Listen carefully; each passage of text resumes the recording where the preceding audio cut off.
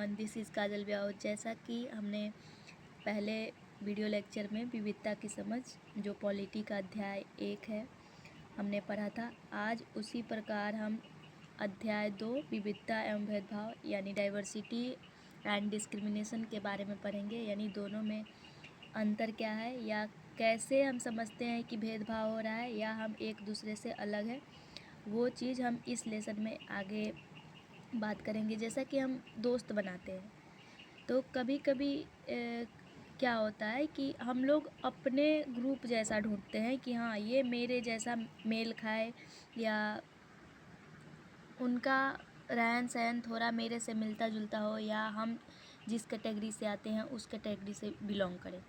ऐसा हम कभी कभी ऐसा सोचते हैं। जैसे सबका ग्रुप अलग होता है। एक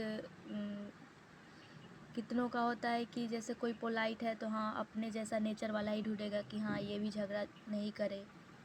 कभी कभी क्या होता है कि जब हम एक दूसरे से अलग रहते हैं तो हमारे दोस्तों द्वारा मजाक उड़ाया जाता है। ऐसे हम इंट्रोवर्ट बोल सकते हैं दोस्तों में कि हाँ वो किसी से खुल के बातें नहीं करता है। कितना लोग होता है कि यहाँ शांति रहता है, वो अपने में ही मस्त रहेगा। कितना लोग होता है कि घुल मिल के बातें करेगा। तो हम लोग क्या करते हैं, एक दूसरे का व्यवहार देखते हैं। फिर कभी कभी क्या होता है, जब हमारे दोस्तों द्वारा मजाक उड़ाया जाता है या उनके द्वारा ऐसा व्यवहार किया जाता है जिससे हमें दुख होता है या गुस्सा आता है या हम खुद को अनकंफर्टेबल या असहाय महसूस करते हैं, तो ये सोचने वाली बात है कि ये क्यों होता है।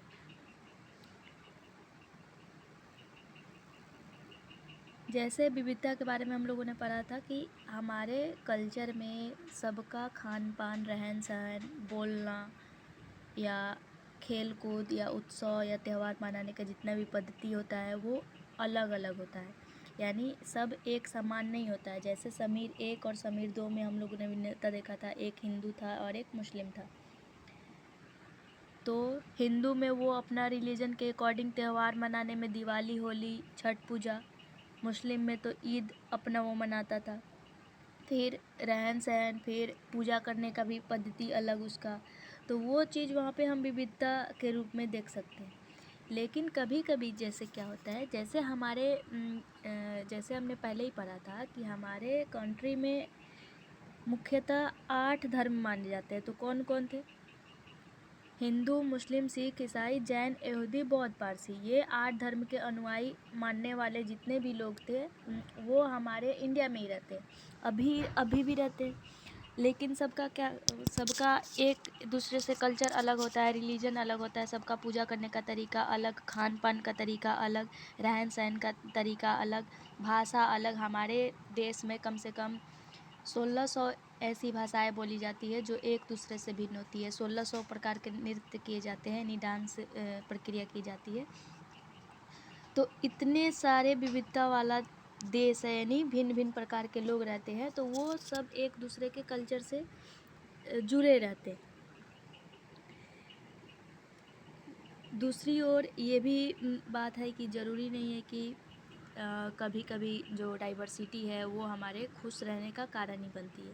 यानी कभी कभी क्या होता है कि जैसे किसी अदर एरिया से कोई पर्सन आया और हमारे पे चाहता है कि हमारे पे शासन करे, तो हम तो ऐसा नहीं चाहेंगे कि वो दूसरे एरिया से और हमारे क्षेत्र पे शासन करने लगे और हमारे एरिया में आके हम ही पे शासन करे और हम उसके अंडर में रहें। ऐसा तो कोई नहीं सोचता है। तो कभी कभी क्या होता है कि हम खुद को अनकंफर्टेबल फील करते हैं या सेफ फील नहीं करते हैं। जैसे कभी कभी क्या होता है कि हिंदू और मुस्लिम में जैसे द्वंद्व होता है। जैसे रामनवमी का त्यौहार हुआ तो वहाँ पे पुलिस वगैरह बहुत ज़्यादा लगाया जाता है कि कोई हिंसात्मक गतिविधि ना हो, वो चीज़ को लेकर के। कभी कभी क्या होता है कि हम ऐसे लोग से मिलते हैं, जैसे अगर कोई अंग्रेज़ी आ गया, चाहे रसियन ही आ गया या कोई नेपाली ही आ गया, जो हमारे से क्या होते हैं बहुत अलग होते हैं और हमसे बहुत अजीब तरीके से, क्या मतलब अजीब तरीका कहने का मतलब वो उनका नेचर ही होता है। यानी जैसे अगर मेरा व्यवहार अगर हम हिंदी बोलते हैं तो हम जाहिर सी बात है कि हम हिंदी में ही बात करेंगे। ऐसा तो नहीं कि आगे वाला अंग्रेजी में बात कर रहा है तो पूरे हम फराटेदार उसी के जैसा अंग्रेजी बोलेंगे, तो हमको क्या लगेगा, थोड़ा सा अजीब लग सकता है। तो वो चीज़, तो हम ये नहीं जान पाते कि वो हमसे अलग क्यों है, या वो अपने अलग दिखने वाले के बारे में ये क्या करते हैं। हम लोग खुद से ही सोच लेते हैं कि अरे ये तो ऐसा होगा। एक यहाँ पे कंसेप्ट है पूर्वाग्रह, यानी पूर्वाग्रह कहने का मतलब है कि जैसे हम किसी व्यक्ति को देखते हैं, या चाहे वो किसी भी क्षेत्र में क्यों न रहा हो, चाहे शहर में रह रहा हो या गांव में रह रहा हो या कहीं का भी नागरिक हो, तो हम अपने से ही सोच लेते हैं कि वो व्यक्ति ऐसा होगा, उसका नेचर ऐसा होगा, वो तो धनी होगा, वो तो गरीब होगा। यानी पहले ही अपने माइंड में एक मैप बना लेते हैं, तो उसको हम बोलते हैं पूर्वाग्रह, जिसको इंग्लिश में बोला जाता है प्रीजुडिसाइज। इसमें हम लोग क्या करते हैं, हम जब अपने मन में ये थॉट क्रिएट कर लेते हैं, जैसे एक ग्रामीण और शहरी लोगों में दो अंतर देखा जाता है। ऐसे हम लोग बोलते हैं कि ग्रामीण लोग शहरी लोगों के अपेक्षा ज़्यादा कामगार होते हैं, यानी ज़्यादा काम करने वाले होते हैं। और ये सही बात है। जैसे ग्रामीण क्षेत्र में किसान लोग पाए जाते हैं, तो वो शहरी लोगों के अपेक्षा बहुत ज़्यादा काम करते हैं। वो 12-14 घंटे तक खेतों में काम कर सकते हैं, लेकिन शहरी लोग नहीं कर सकते हैं। ऐसे में हम लोग ऐसे भी बोलते हैं कि शहरी लोग थोड़ा आलसी होते हैं और ग्रामीण लोग थोड़ा मेहनती होते हैं। क्योंकि देखिए शहर में जैसे हम लोग नॉर्मली देखते हैं कि हाँ, छत पे से अगर सब्जी वाला आया तो छत पे से कितना लोग क्या करता है, झोला लटका देता है, अपना सब्जी ले लेगा, ऊपर से ही खींच लेगा रस्सी से। लेकिन गांव में ऐसा नहीं होता है। गांव के लोग क्या करते हैं, मार्केट जाते हैं, लेके आते हैं, फिर वो काम करते हैं। तो एक ये पूर्वाग्रह है। तो ये ज़रूरी नहीं है कि कभी नकारात्मक ही हो या सकारात्मक हो, यानी दोनों हो सकता है। यानी जिस नज़रिए से हम जिस चीज़ को देखते हैं, यानी सबका नज़रिया अलग अलग होता है। तो वो जिस नज़रिए से समझता है कि ये नकारात्मक है, तो वो नकारात्मक पक्ष में चला जाता है, और सकारात्मक पक्ष सोचता है तो वो सकारात्मक। जैसे हम लोग बोलते हैं कि ये आदमी कंजूस है, तो हमने कैसे पता कर लिया कि वो कंजूस है, या पहले ही हम उसका नेचर देखे, व्यवहार देखे, तो कुछ थॉट क्रिएट हुआ, तभी ना उसको हम बोले कि ये कंजूस आदमी है। तो हम जो क्या करते हैं, पूर्वाग्रह बना लेते हैं, वो चीज़। दूसरा बात ये कि हम क्या करते हैं, ये सोचते हैं कि जो एक हिंदी और इंग्लिश को लेकर के, कि जो इंग्लिश से बोलते हैं वही सबसे अच्छे होते हैं। और जब कोई इंग्लिश बोलने लगता है हमारे सामने, तो हम क्या करते हैं, मतलब बहुत इज्जत देते हैं। मतलब होता है ना कि हाँ, हमको नहीं आ रहा है तो सामने मतलब पूरा ध्यान से कि अरे इतना फराटेदार, और हमारा क्या होता है, उनके रिस्पेक्ट बढ़ जाता है उनका। ज़रूरी नहीं है कि अंग्रेजी के अलावा कोई दूसरा भाषा महत्वपूर्ण नहीं है, लेकिन अगर हम क्या करते हैं कि एक ही भाषा को बहुत ही ज़्यादा प्रायोरिटी देते हैं, तो वो क्या होता है, अन्य जो भाषा है उस पर नकारात्मक प्रभाव के रूप में देखा जा सकता है।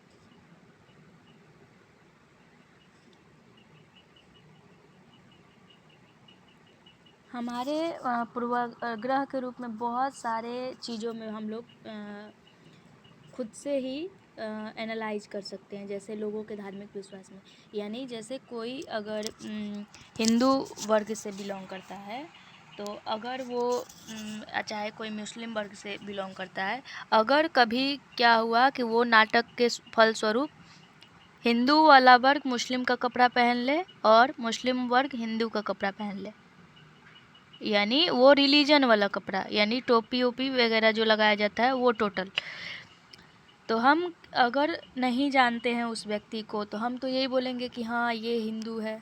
या चमड़ी का रंग, यानी जो अगर हम बहुत ज़्यादा गोरा देखते हैं तो हम क्या बोलते हैं कि अरे ये तो दूसरे क्षेत्र से आया होगा।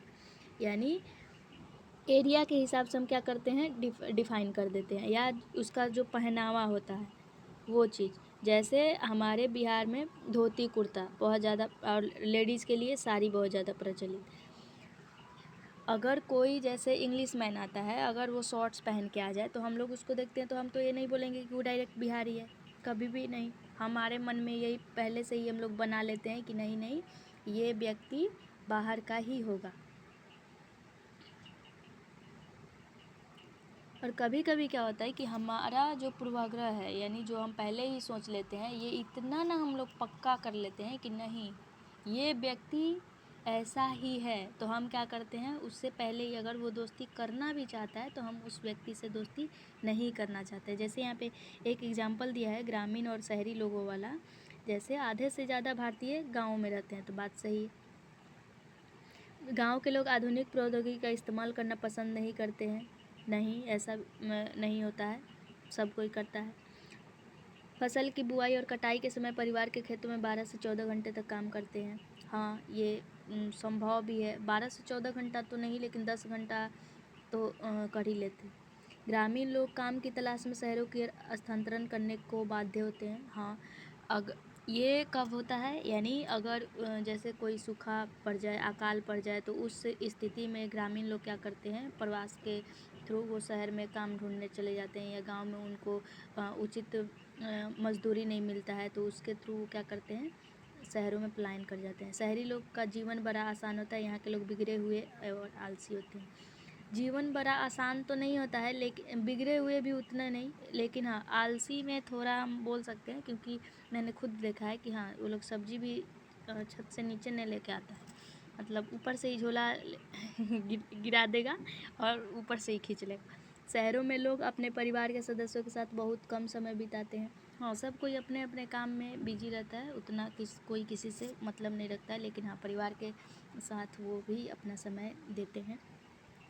शहरी लोग केवल पैसे की चिंता करते हैं, लोगों की नहीं। ऐसा हो सकता है क्योंकि जैसे अगर कोई शहर में रेंट लेके रह रहा है, तो अगर ऑनर को पैसा नहीं मिल रहा है टाइम से, तो वो जाहिर सी बात है कि वो चिल्लाएगा ही या बोलेगा ही या निकाल भी देगा।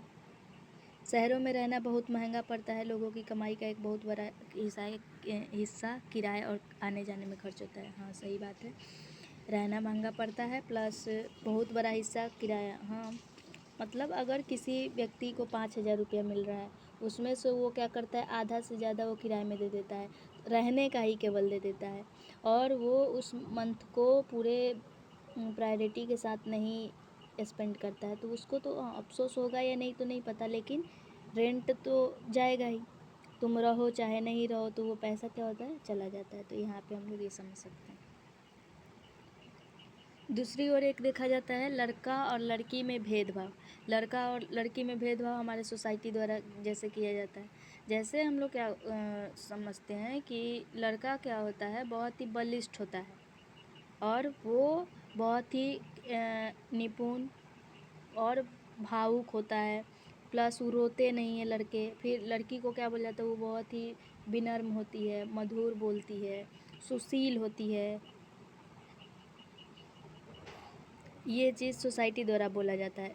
फिर एक यहाँ पे हम लोग क्या करते हैं, शुरू से ही लड़का और लड़की में एक हम लोग डिफ्रेंशिएट जैसे कर देते हैं कि लड़का, तुम लड़के हो, रो मत। तो उसके मन में एक धारणा बन जाता है पहले से ही कि हाँ, हमको रोना नहीं है, लड़के रोते नहीं हैं, जो कि ऐसा नहीं होना चाहिए। सबको अपना भावना व्यक्त करने का राइट है। फिर दूसरी तरफ हम लोग स्पेशल जो चाइल्ड होते हैं, यानी स्पेशल चाइल्ड यानी हैंडीक्राफ्ट, यानी जो विकलांग वर्ग से संबंधित रखते हैं, तो लोग उनके बारे में तरह तरह की बातें करते हैं। यानी उनको ये नहीं बोला जाता है, अगर किसी का पैर टूटा हुआ है, या कोई गूंगा है, या कोई बहरा है, तो उसको ये नहीं बोलते हैं कि ये स्पेशल चाइल्ड है, या मतलब विकलांग वर्ग से आता है। लंगड़ा जैसे सोसाइटी में बोला जाता है कि अरे तुम तो लंगड़ है, तो उसको ये बात क्या लगता है, बुरा लगता है। जाहिर सी बात है कि किसी को भी बुरा लगेगा, जो कि नहीं बोलना चाहिए। हम लोग को क्या बोलना चाहिए, उसको स्पेशल चाइल्ड यानी ख़ास ज़रूरत वाले बच्चे।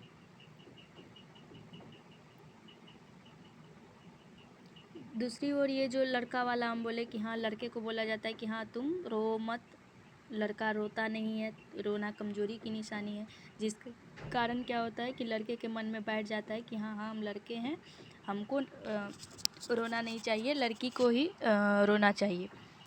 फिर दूसरा कि अगर हम रोते हैं तो चिढ़ाएंगे, तो नॉर्मली हम लोग देखते हैं कि सोसाइटी में लड़का सामने नहीं रोता है जल्दी, लड़की ही चिल्ला चिल्ला के रोएगी। लेकिन लड़की को उतना ये नहीं बोला जाता है, मतलब लड़की को नॉर्मल ऐसे देखा जाता है कि हाँ, मतलब लड़की रोती है। तो हम सोसाइटी में लड़का और लड़की भी उस छवि के रूप में, तो यहाँ पे एक डिस्क्रिमिनेशन दिखा रहा है, जैसे भेदभाव, यानी लड़का और लड़की में जैसे भेदभाव है। जैसे नॉर्मली अगर सोसाइटी में जैसे देखा जाए तो हाँ, एक धारणा बना हुआ है कि जो लड़की है बड़ी अगर हो गई तो सूट पहनेगी। जैसे ग्रामीण इलाका में अगर शॉर्ट्स पहन के वो बाहर निकल जाती है, तो अगर सोसाइटी वाले बहुत सारे होते हैं कि हाँ, उसको मना करते हैं कि लड़की बड़ी हो गई है, थोड़ा ध्यान दीजिए, ऐसे मतलब बोल के। तो बहुत बार उस पर पाबंदी भी लगाया जाता है। तो ये सोसाइटी के अकॉर्डिंग जज करने का तरीका है, जो लड़का और लड़की में विभेद पैदा करता है, यानी एक दूसरे से भेदभाव वो दिखाता है। फिर रूढ़िबद्ध धारणाएं बनाना। रूढ़िबद्ध धारणाएं कहने का मतलब क्या है, यानी हम क्या करते हैं, एक ही छवि में, यानी अगर लड़की है कोई तो यही काम कर सकती है, यानी लड़की है तो घर में रहेगी, खाना ही बनाएगी, वो बाहर का काम नहीं कर सकती, यानी एक पक्का हम धारणा बनाते हैं। तो पहले के लोग क्या थे, जैसे वो बोलते थे कि लड़की लड़का का काम नहीं कर सकती है। तो जब हम किसी के बारे में पक्की धारणा बना लेते हैं कि नहीं, यही बात सही है जो हम सोच रहे हैं, उसी को बोला जाता है रूढ़िबद्ध धारणा।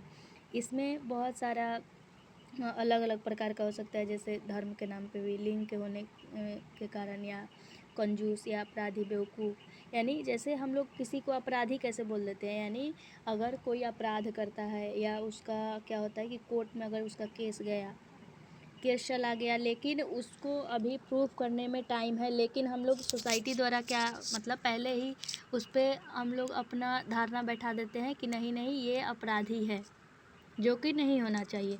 फिर दूसरे लोगों को कंजूस बोल देते हैं, यानी ये कंजूस होगा, यानी अगर वो पैसे अपना बचा रहा है या दूसरे काम के लिए वो रख रहा है तो वो कंजूस है। हम खुद ही धारणा बना लेते हैं, उसी को बोला जाता है रूढ़िबद्ध धारणा।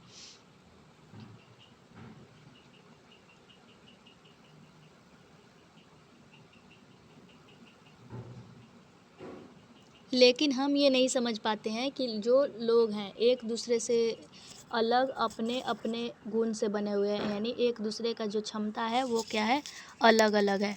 और हम लोग क्या करते हैं, बहुत ही बड़ी संख्या में लोगों को एक ही प्रकार के खांचे में जड़ देते हैं, यानी एक ही, जैसे पहले सोचा जाता था क्या कि लड़कियां हवाई जहाज़ नहीं चला सकती हैं, लेकिन ये धारणा क्या हुआ, गलत हुआ, यानी लड़की भी सब काम कर सकती है। यानी अभी के टाइम में तो लड़कियां बहुत आगे मतलब जा रही हैं, तो वो चीज़ हम लोग देख सकते हैं। ये भी हो सकता है कि शायद ये काबिलियत हाँ पुरुषों में नहीं हो, लेकिन हम लोग गर्ल्स को लेके ही बहुत ज़्यादा ये सोचते हैं। असमानता एवं भेदभाव। असमानता एवं भेदभाव, यहाँ पे एक चीज़, यहाँ पे एक वर्ग दिखाया गया है, जैसे अल्पसंख्यक वर्ग मुस्लिम समुदाय का भेदभाव कब होता है, यहाँ पे बताने का प्रयास किया गया कि जब लोग पूर्वाग्रह या रूढ़िबद्ध धारणाओं के आधार पर व्यवहार करते हैं, यानी पहले ही वो सोच लिए कि ये आदमी ऐसा होगा तो उसको नीचा दिखाने का कोशिश करेंगे। अगर कोई सोचता है कि हाँ ये आदमी बड़ा होगा तो उसको पहले ही आदर भाव से उसको स्वागत करेगा या पूछेगा। या कभी कभी क्या होता है कि जब हम क्या करते हैं, जैसे हम किसी विशेष वर्ग समुदाय को अगर भेदभाव, वहाँ पे हम कैसे देखेंगे या असमानता कैसे देखेंगे, जब वो जैसे कोई व्यक्ति है हमारे घर आता है जो अल्पसंख्यक समुदाय से है, हम क्या करते हैं कि हम जिस थाली में खा रहे हैं उस थाली में उसको खाना नहीं देते हैं, यानी उसके लिए अगर हम स्टील में लिए हैं उसको हम क्या किए, पत्तल दे दिए, वो चीज़।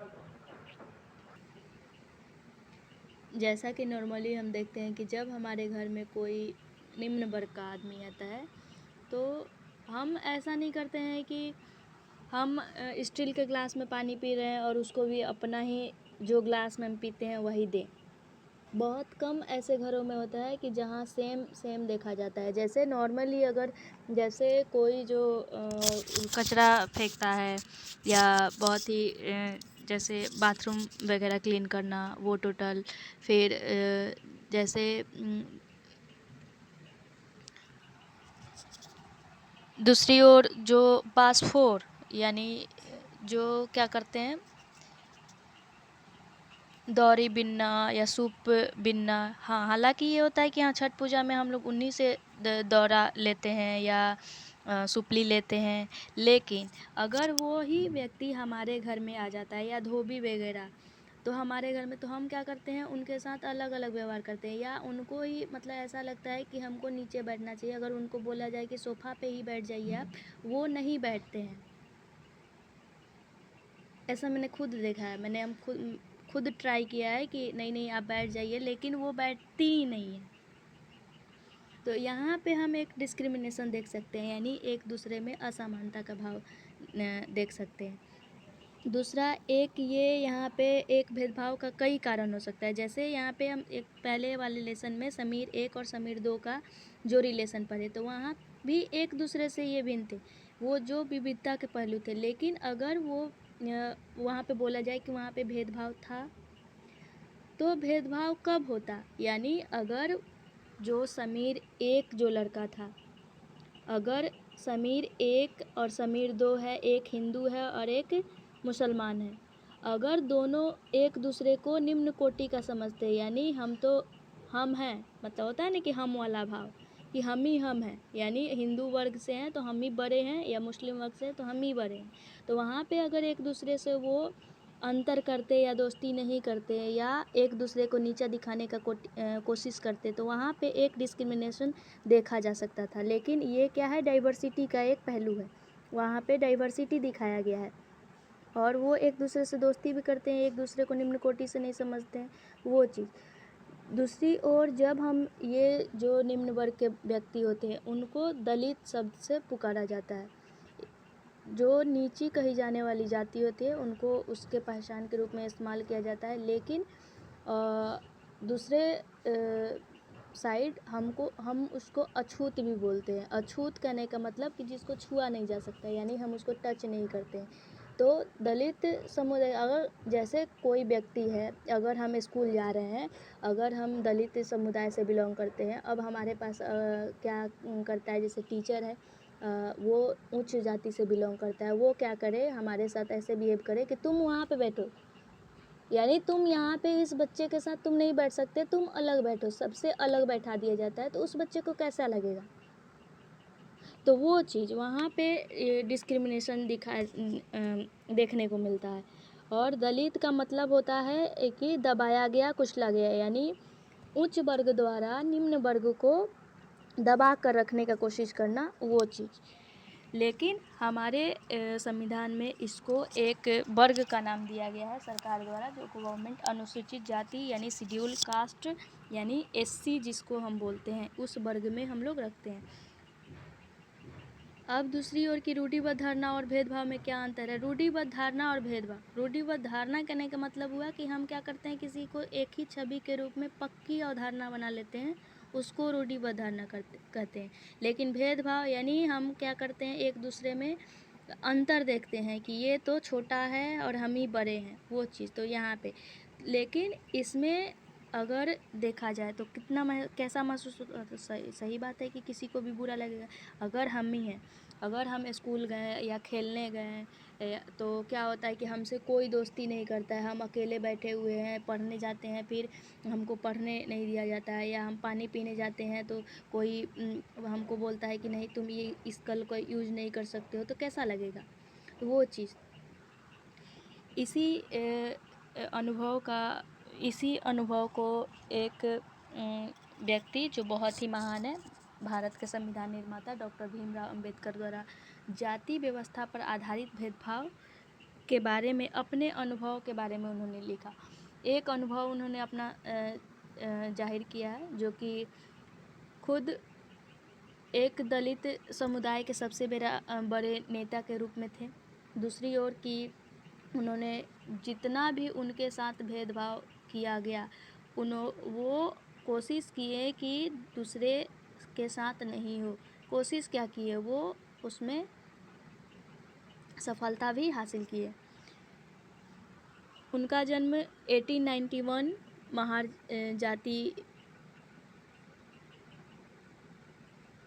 से बिलोंग करते थे, वो जो कि गरीब थे, उनके पास ज़मीन नहीं था, और उनके समुदाय में ऐसा था कि उनके बच्चों को वही काम करना पड़ता था जो वो खुद करते थे। यानी जाति आधारित वर्क, जाति आधारित काम करने का मतलब क्या हुआ कि अगर हम कुम्हार हैं तो हम कुम्हार का ही काम करेंगे, अगर हम धोबी हैं तो हम धोबी का ही काम करेंगे, हम दूसरा काम नहीं कर सकते हैं।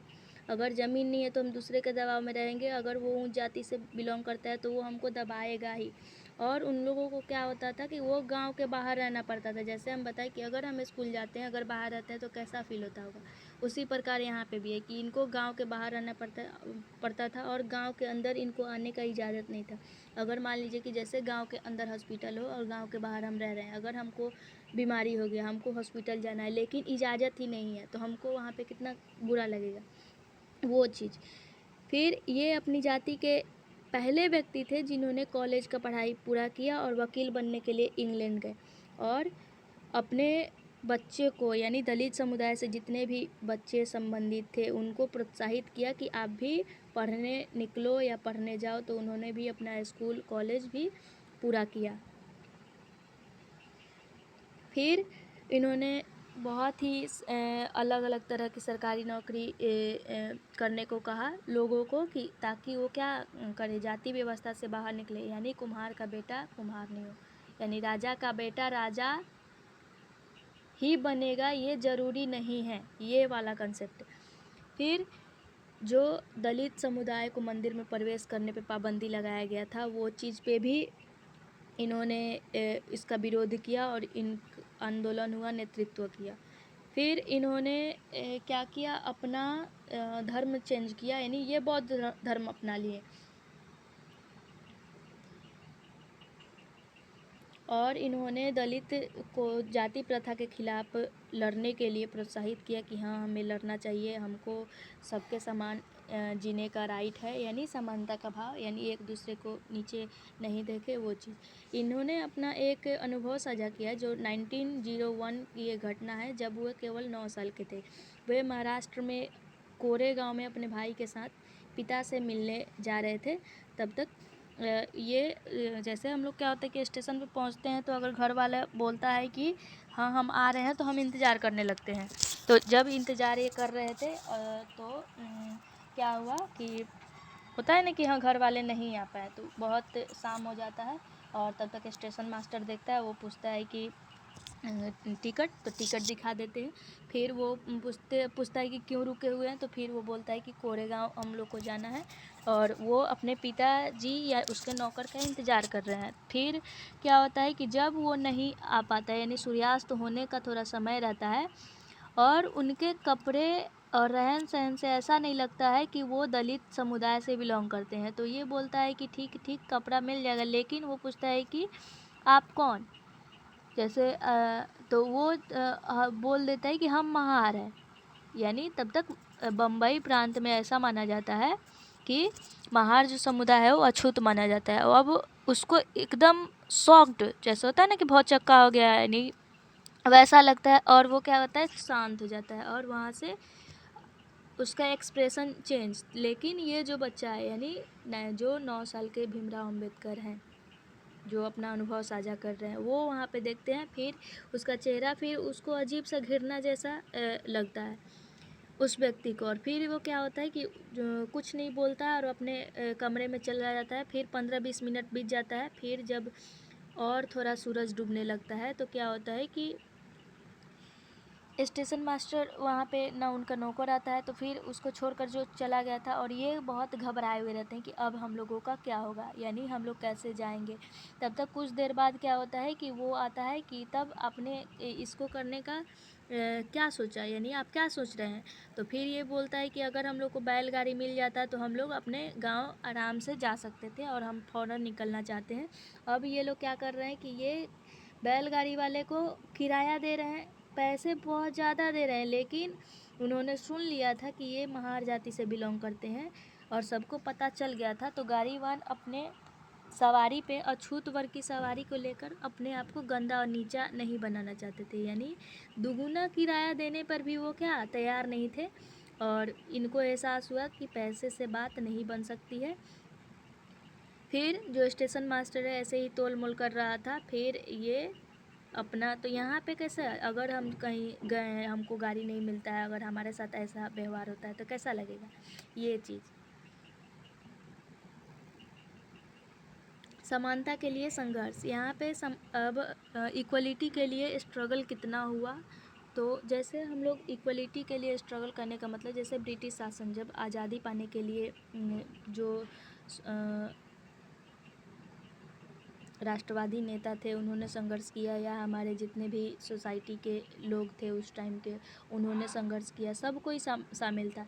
तो उसमें ये भेदभाव नहीं देखा गया था कि कोई दलित है, औरत है, जनजाति लोग है, किसान है, या कोई भी समुदाय का क्यों ना हो। वहाँ पे सबने लड़ाई लड़ी और सबने मिलके एक दूसरे को आज़ाद कराने के लिए वहाँ पे संगठित होकर विरोध किया। जैसे दलित समुदाय में ही अगर मंदिर में प्रवेश पाने के लिए संघर्ष किया गया तो ज़रूरी एकदम ज़रूरी है कि यहाँ संगठन बनाना पड़ेगा। फिर महिलाओं के साथ साथ पुरुषों को भी शिक्षा मिले या मंदिर में जाने का प्रवेश मिले, वो चीज़ टोटल उसके लिए विरोध करना। फिर दूसरी तरफ की जमींदार जो उनसे कर लेते थे ऊंची ब्याज दर पे, उनसे छुटकारा दिलाने के लिए संघर्ष करना। तो 1947 में जब हमारा भारत आज़ाद हुआ तो जितने भी लीडर थे तो उसमें ऐसा नहीं था कि एक ही कास्ट से रिलेटेड लीडर थे। यानी जैसे अगर महार जाति से संबंधित रखते थे डॉक्टर भीमराव अंबेडकर, तो उनके जैसे और भी बहुत सारे नेता थे। अब उनके जैसे बहुत सारे नेता थे तो वो सब जानते थे पहले ही कि हाँ हम लोगों को किस मुद्दे पे बात करना है, या क्या क्या लिखना है, या समाज में कैसे भेदभाव किया जाता है, उन्होंने तो पहले ही देखा है। तो इन सभी को ध्यान में रख के एक लक्ष्य रखा गया कि सभी को क्या किया जाए, बराबर माना जाए, जिसको हम समानता का नाम दिए। यानी समानता एक अहम मूल्य के रूप में देखा जाए। फिर दूसरा एक जो अछूत वाला भाव है, यानी छुआछूत वाला भाव, यानी अस्पृश्यता का अंत।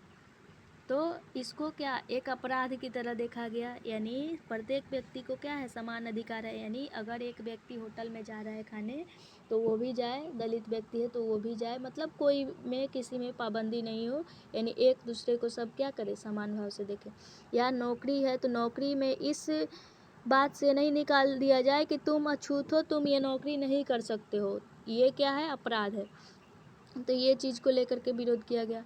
दूसरी तरफ एक ये है कि समानता के अधिकार के फ़ायदे दिलवाने के लिए बहुत सारे कदम उठाए गए। जैसे अगर एससी समुदाय के लिए अगर हमारे संविधान में कानून नहीं बनता तो जाहिर सी बात है कि हाँ पहले के जैसा उच्च वर्ग निम्न वर्ग पे शासन करते।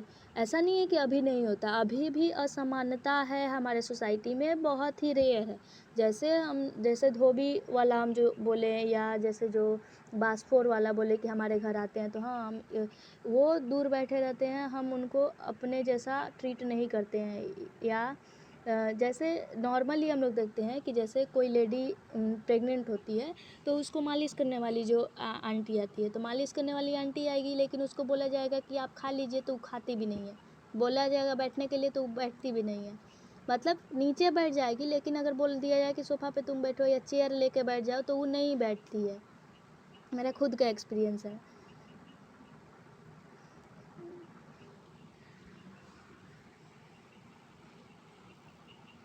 तो वो चीज़, तो वहाँ पे हम लोग डिस्क्रिमिनेशन देखते हैं कि हाँ यहाँ पे ये भेदभाव है। यानी अभी भी असमानता हमारे सोसाइटी में देखने को मिलता है।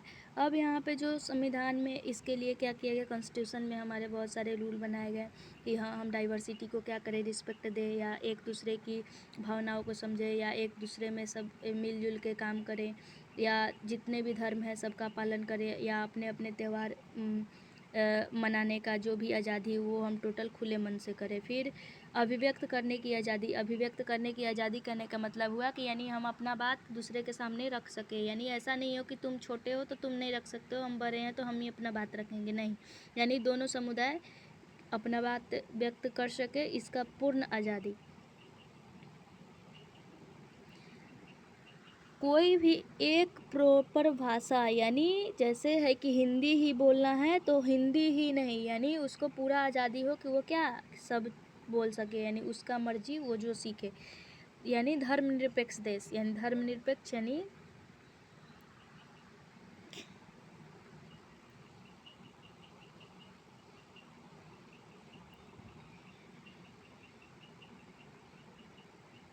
ऐसा हम लोग देखते हैं कि जहाँ लोग क्या करते हैं, बिना भेदभाव के अपने धर्म का पालन करते हैं, तो हमारी एकता के महत्वपूर्ण कारक के रूप में देखा जाता है।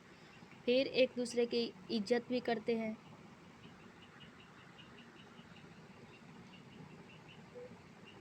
यह पाठ इसीलिए दिया गया है कि आज भी जैसे असमानता हमारे सोसाइटी में व्याप्त है, तो वो चीज़ कैसे दूर होगा, वो चीज़ समझाने के लिए कि समानता का मूल्य लाने के लिए हम लोग ने कितना संघर्ष किया या कितना करते रहना पड़ेगा, वो टोटल।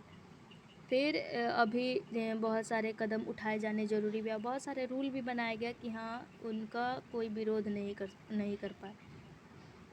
तो चलिए, आज का लेसन यहीं पे समाप्त होता है। कल हम इकाई 2 सरकार पढ़ेंगे, या हो सके तो आज ही हम इस पे वीडियो लेक्चर बना देंगे।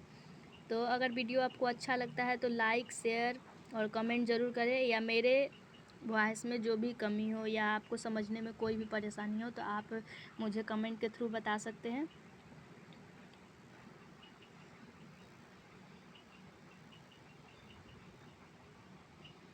Thank you so much.